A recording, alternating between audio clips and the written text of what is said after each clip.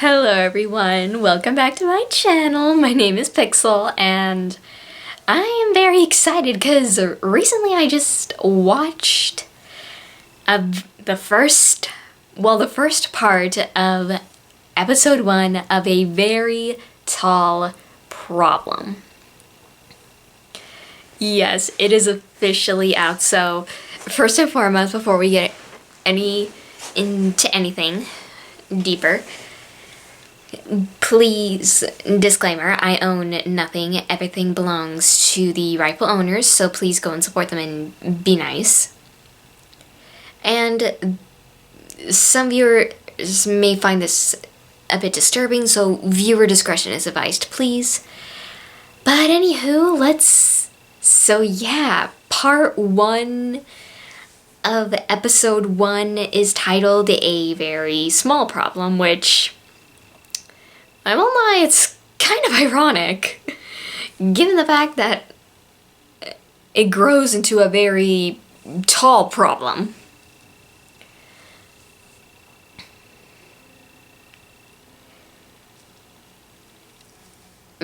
Because this episode starts with a cold opening. It starts off with red and purple on the massive. And they basically are in the middle of blowing up a planet when all of a sudden they get hit by someone. And that someone is the resisties.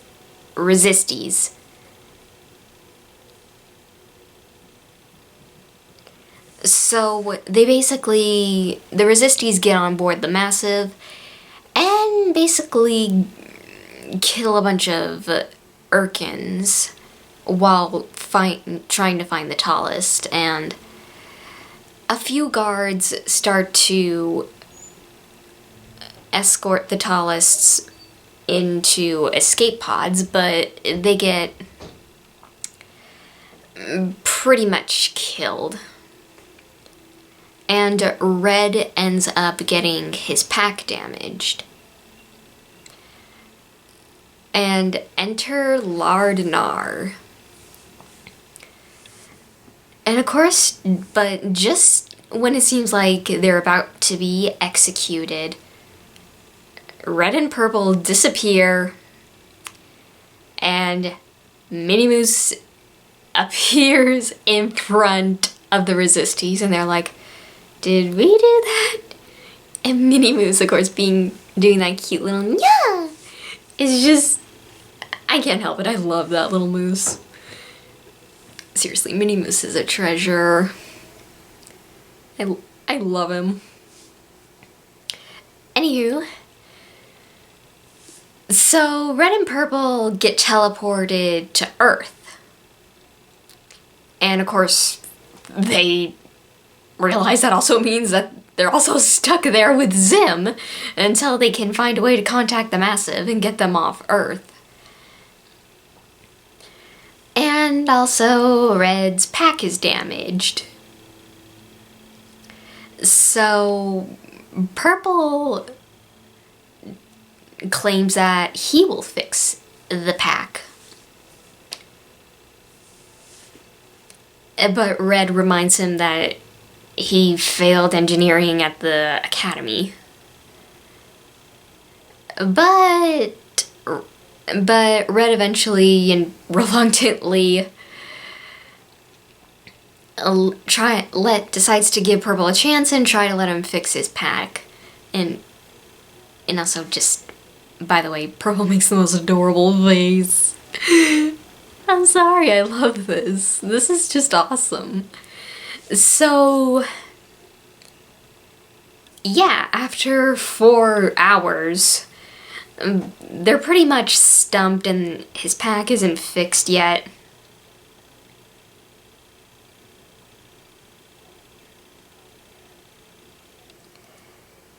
And this escalates into an argument. And basically, Red thinks that Purple is just stalling.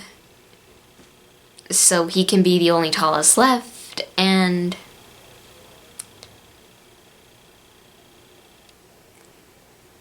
Purple is, of course, offended by this, and he basically talks back and is like, well, like if it's the problem, then I could have not bothered at all. And Red says to him that it's either that or you're just stupid.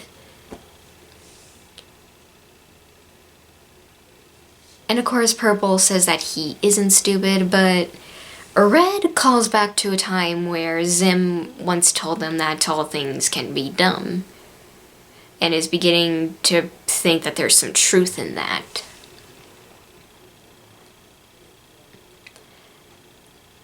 They go back and forth for a while before they bring up tallest Spork and Miyuki. And Purple snaps and says that Red would have shown Miyuki more respect, and Red tells him that Miyuki always liked him more. So the two of them part ways, even though at first Red seems, as he's like tinkering with his pack, he realizes, but very quickly denies it, that he thinks that he doesn't need Purple, and also forgot to mention that this guy is also rumbling, so you know what that means, and it's probably gonna be painful. So Red then basically decides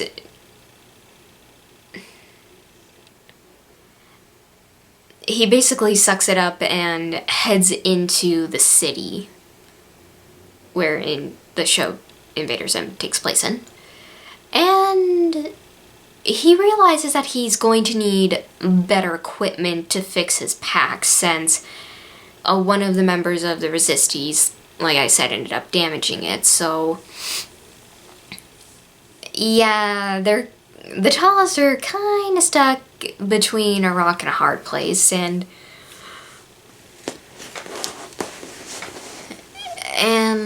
yeah, like I said, but just when, and of course Red remembers that Zim is on this planet, and he's probably thinking that maybe, even though it probably pains him to say this, he figures out that Zim maybe can help. And part one ends with Red just having the biggest smile on his face, and then cue the rain, and boom. And also there's like a little end credits scene with Purple wandering around the city. And actually, oh crap. Okay, I won't spoil that, but I should have put in spoilers up. But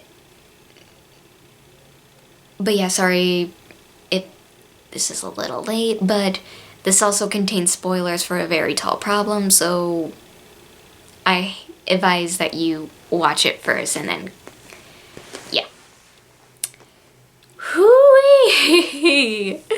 This was awesome. I've actually kind of wanted something like this to happen, like whether it be in a fan comic or in the comics themselves, or just, or even, I have seen some fanfics where the tallest like somehow gets stuck on Earth, but to have a fan animated series featuring all of this, it is awesome. And I really like how the Tallists are like part of the main focus here. And I really like the art design and the animation for this episode. I like how it's kind of a mix of the old art style of Invader Zim and the new one in Enter the Florpus. Like, it's, as well as the comments, it's kind of like a mishmash of all. But yeah, like I said, this is going to be one heck of a series, I can tell. But yeah, I also like how in the beginning, like, it just starts right away. Like, although we don't actually know how the Resisties managed to, I guess, regroup back together, but during the scenes where they're killing some of the Irken guards,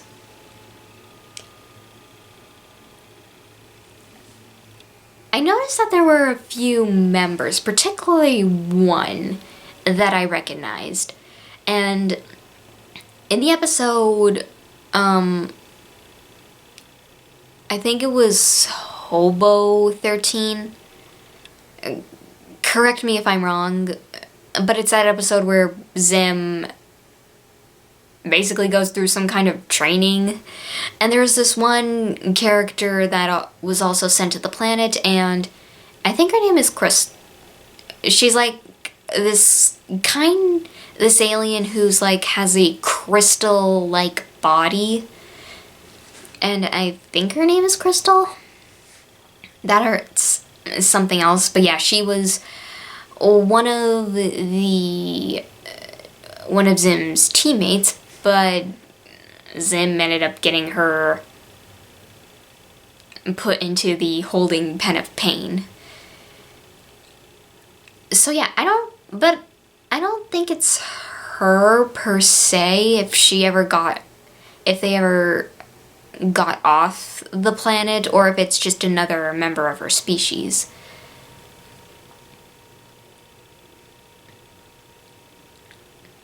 And of course there's also the return of Lard Nar, who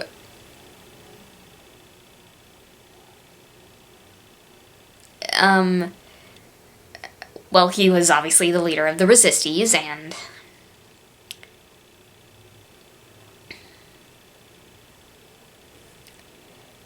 and he basically, well, he returns here.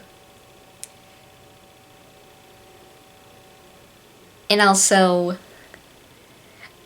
like the fight scene between Red and Purple, I mean, I know they're going, like, to make up.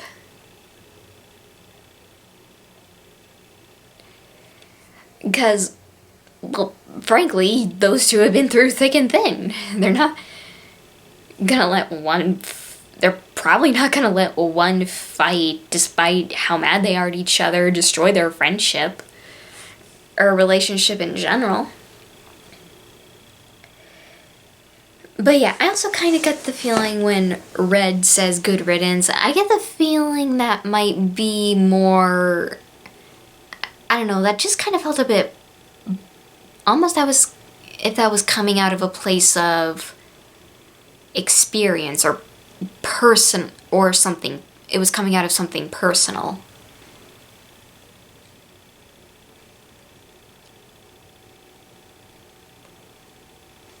Sorry, I had to fix my rose. And yeah, look, I just hate it when they fight. Okay, just and Purple is obviously, well, he's hurt by this.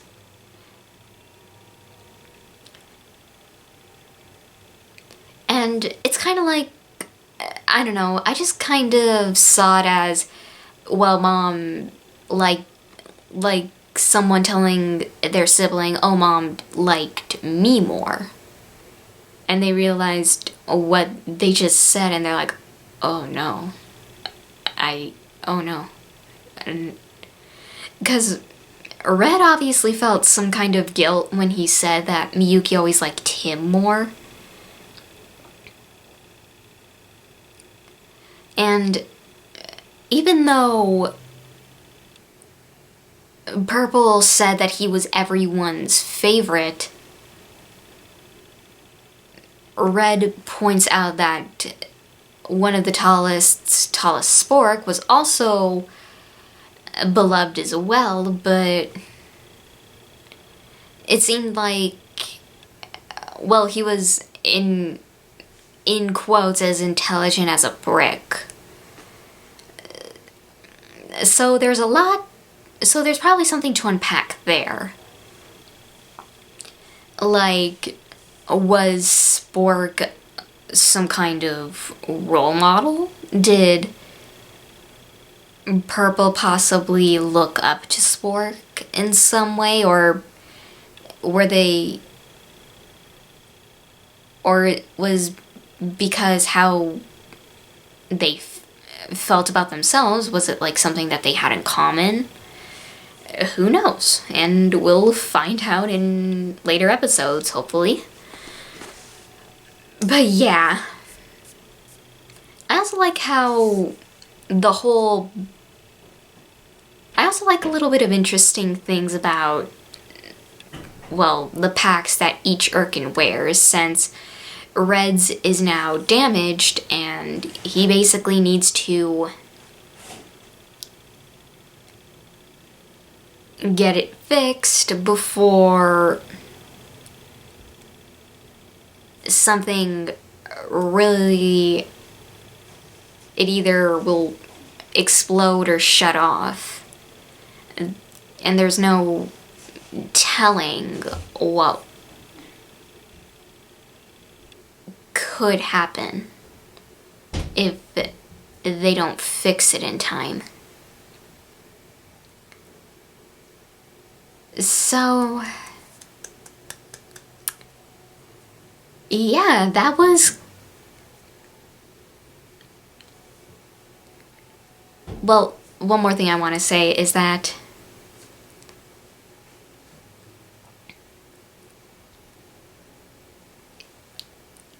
I get the feeling that Red and Purple are gonna come around. They're gonna at least try to patch things up. But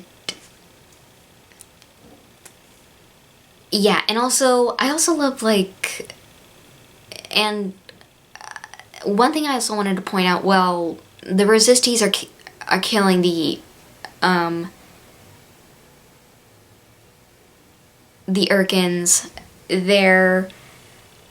One of the guards actually manages to, before they have the chance to kill Red and Purple, one of them manages to kill the one before to kill one of the members of the resisties before they could, but they ended up getting shot in the chest.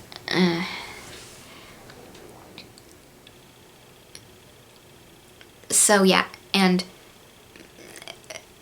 also one more thing before I wrap all this up.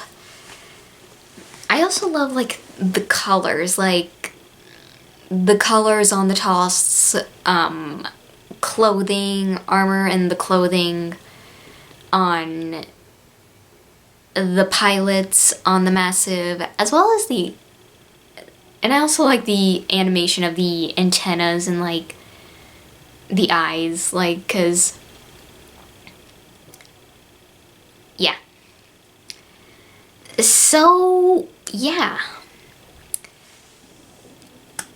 This was an interesting start to the series, and I do plan on doing more. So, but yeah, definitely please support the team and please check out A Very Tall Problem. It was definitely worth the waiting. So, yeah. Let me know in the comments, though, what do you think of A Very Tall Problem, as well as the first episode. Well, part 1 anyways. But yeah, that's it for now. Thank you all for watching. I hope you all enjoyed. And make sure to like, comment, and subscribe, and to support the team that has been working on A Very Tall Problem.